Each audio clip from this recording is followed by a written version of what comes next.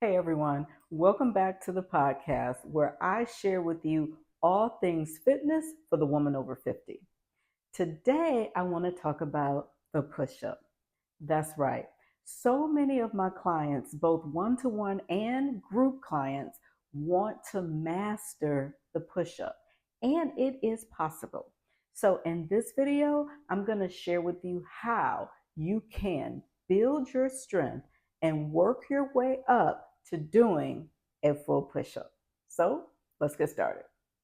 Now, the first thing I want to share with you about a push up is that many of us think of it as an upper body exercise, and it is. It's correct that you need to have strength in your upper body. I also want you to know that doing a push up also takes a strong core as well as strong glutes. Those three parts, your upper body, your core, and your glutes, are all involved in doing a push up. So, the different exercises that I show you today will help you strengthen all of those areas so that you will eventually be able to do a full push up. All right, now, one of the first exercises that I want to share with you that will help you build up strength so that you can do push ups is the plank.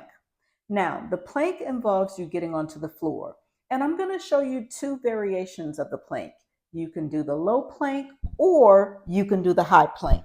So, for the low plank, you're going to get onto the floor in a plank position. You're going to be on your forearms and you're holding your body up in a plank position. Here's what I want you to notice. Notice that my head, my neck, my shoulders, my back, my glutes, they are all aligned. I don't have my glutes up like this, and I'm not sinking down at the waist or in my shoulders. I have a strong plank. In order to hold a strong plank like this, you really have to build up the strength in your upper body, your core, and your glutes because they're all working in order to do the plank. All right, I got out of my low plank. From the low plank, we're going to transition to the high plank. For the high plank, you're going to be on all fours, your hands and your feet, and you're not going to have your forearms on the floor. But you can tell that it's higher, and I'm pushing through the ground. I'm not sinking into my shoulders. I'm pushing through. But again, notice that my back and my glutes are aligned. My glutes aren't up and my hips aren't sagging down. So again, you really have to make sure when you do the high plank that everything is aligned and you're strong, you're pushing through the floor, you're squeezing those glutes, which will help you maintain the plank, and you have a strong shoulders as well as strong arms. And this is the high plank. All right, so both the low plank and the high plank are great to help you build strength for doing a push up. Also, they put you down on the floor where you will also be doing a push up. So it allows your body to get used to being on the floor in that plank position. Because really, a push up is a plank that you push away from the ground and you lower to the ground. The third move that I like for you to try in order to gain strength, in order to do a push up, is called the bear crawl. Now, the bear crawl is also on the floor. And the thing about a bear crawl is it is great for strengthening your upper body as well as your core. You're going to get on your knees and your hands. And then what you're going to do is you're going to push your body up onto now your hands and your feet. And look at your knees. They're hovering over the floor. Then what you're going to do is, again, don't sink down into your shoulders, push through, and you're going to take a step, one hand and one foot at a time, and a step, and you're alternating your hands and your feet, and you're stepping through, keeping your knees hovering over the floor. Okay, and this is your bear crawl. It works really well, like I said, because it allows you to stay in contact with the floor, just like a push up, and it allows you to strengthen your core and your upper body. Only with the bear crawl, you're actually moving. It is a challenging exercise, so it's okay if you start the bear crawl like this, simply holding your body in the bear crawl position. Again, notice that my back and my glutes are aligned. They're not up here, and of course, they're not touching the floor with my knees. So you can hold your bear in this position. Once you get strong enough, you can start crawling, and then you can even go backwards. All right, let's move on. All right, so now I've shared with you the low plank, the high plank, the bear crawl. This fourth exercise that I'm going to share with you also obviously requires you to get on the floor, and it is called the eccentric focused push up. So, with the eccentric focused push up, you're going to start in your high plank. Remember that high plank? So, you're going to extend your legs behind you and get into that high plank.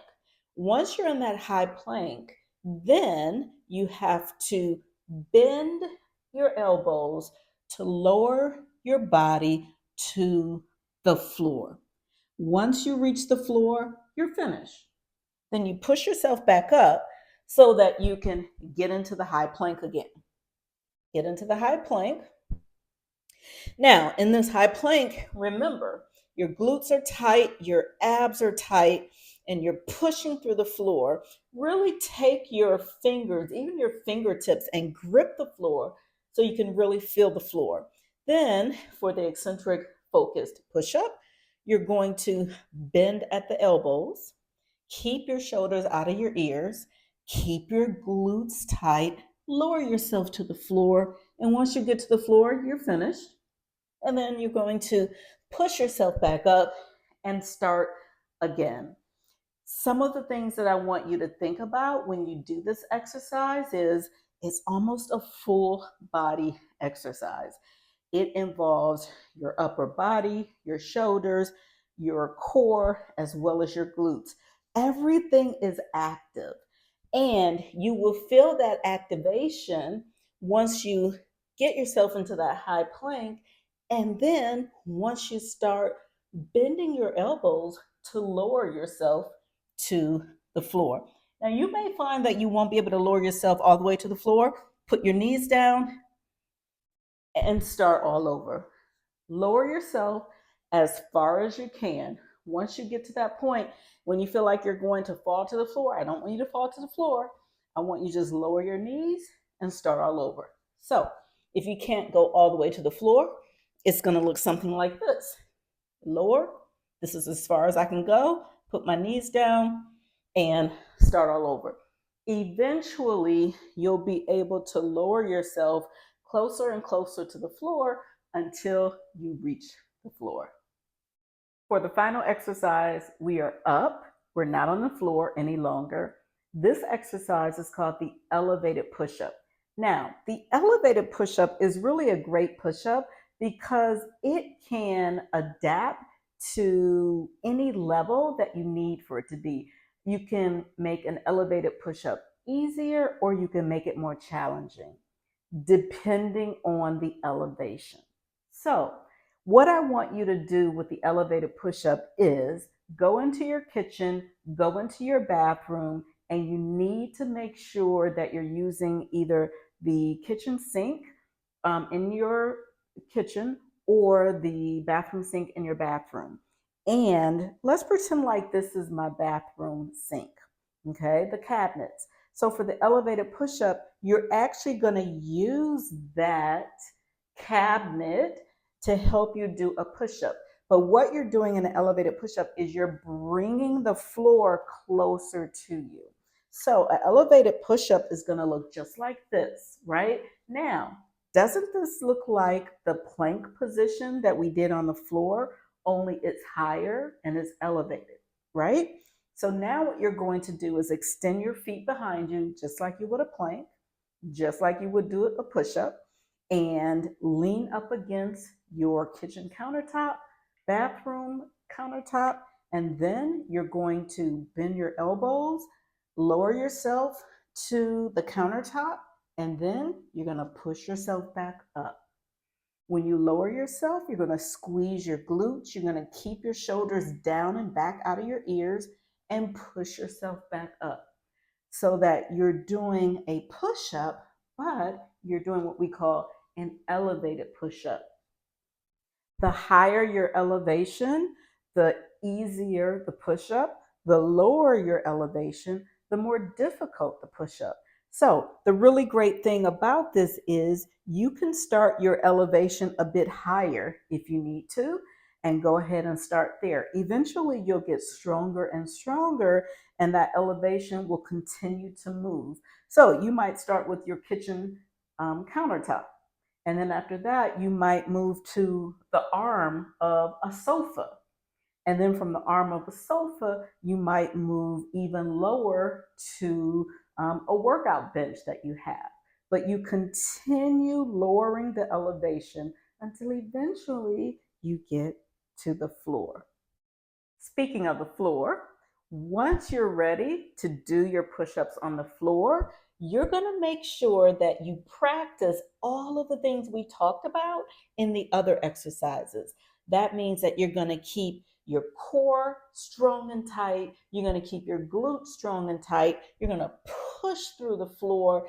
And it really is more of a full body exercise. So if you're on the floor doing your push ups, you start in a strong plank and then you lower yourself to the floor, keeping those shoulders back out of your ears and push yourself back up. And notice that my plank is lowering and raising, and I'm keeping my back, my hips, my glutes all level to each other and just really pushing through the floor. Everything is involved in a push up. You'll get there, it just takes time.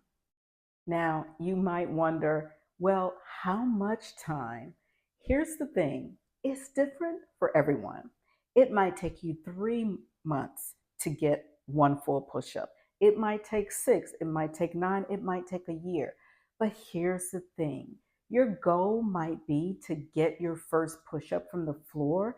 But as you're working on getting that first push up, you're getting stronger each time you practice and you do those exercises. So I want to encourage you to focus on the process as well. Focus on getting stronger. Focus on feeling yourself get stronger and to be able to do more in those exercises. This might look like holding your plank from 10 seconds to 20 seconds. This might be like moving from holding the bear crawl in a stationary position to actually moving with the bear crawl. So those advancements need to be celebrated. And the more you advance, the stronger you get, the closer you move towards getting your first push up.